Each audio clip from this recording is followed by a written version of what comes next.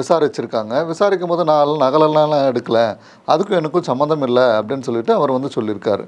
அதுக்கப்புறம் அந்த டாக்டர் அம்மாவும் அந்த வயதான அம்மாவும் 2 பேரும் சேர்ந்துட்டு இவர் மேலே வந்து கம்ப்ளைண்ட் கொடுக்குறாங்க.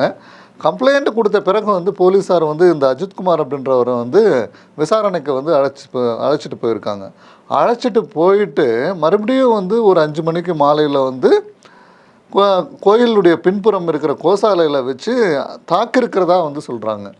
தாக்கி அவருக்கு வந்து பார்த்திங்கன்னா மிளகாய் பொடி கலந்த தண்ணீர்லாம் வந்து கொடுத்து கொடூரமாக தாக்கியிருக்காங்க. தாக்கினதுனால வந்து பார்த்திங்க அப்படின்னா அங்கே மயக்கம் போட்டு விழுந்திருக்காரு.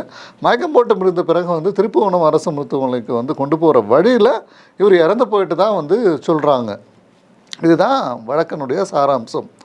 அதுக்கப்புறம் வந்து பார்த்திங்க அப்படின்னா இந்த விஷயம் வந்து தெரிஞ்சுக்கிட்டு வந்து அந்த ஊர் மக்கள் எல்லாருமே வந்து திருப்புவனம் காவல் நிலையத்தை வந்து முற்றுகையிட்டு போராட்டம் வந்து செய்கிறாங்க. போராட்டம் செஞ்ச பிறகு அதுக்கப்புறம் அவங்க வந்து பார்த்திங்கன்னா அந்த பாடியை வந்து கொண்டு போயிட்டு மறுபடியும் அந்த பாடியை வந்து அரசு மருத்துவமனையிலே வந்து பிரேத பரிசோதனைக்கு அனுமதி இல்லை, பிரைவேட் மருத்துவமனையில் தான் பிரேத பரிசோதனை செய்யப்பட்டதாக தகவல் வந்திருக்கு.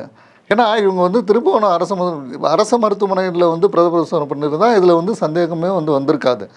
ப்ரைவேட்டுடைய ஹாஸ்பிட்டலில் வந்து இவங்க வந்து பிரேத பரிசோதனை செஞ்சதுனால வந்து பார்த்திங்கன்னா மிகப்பெரிய சந்தேகத்தை வந்து ஏற்படுத்தியிருக்கு. அங்கே வந்து அரசியல் கட்சிகள் எல்லாருமே வந்து பார்த்திங்கன்னா போராட்டம் செஞ்சுருக்காங்க. விசாரணைக்கு அழைத்து செல்லப்பட்ட ஒரு நபர் எப்படி வந்து இறந்து போயிட்டாங்க, நீங்கள் அடித்து தான் வந்து சாகடிச்சிட்டிங்க அப்படின்ற ஒரு குற்றச்சாட்டை வந்து காவல்துறையின் மேலே அங்கே போராட்டம் செஞ்சவங்க எல்லாமே வந்து காவல்துறையின் மீது வைத்திருக்கிறவர்கள்.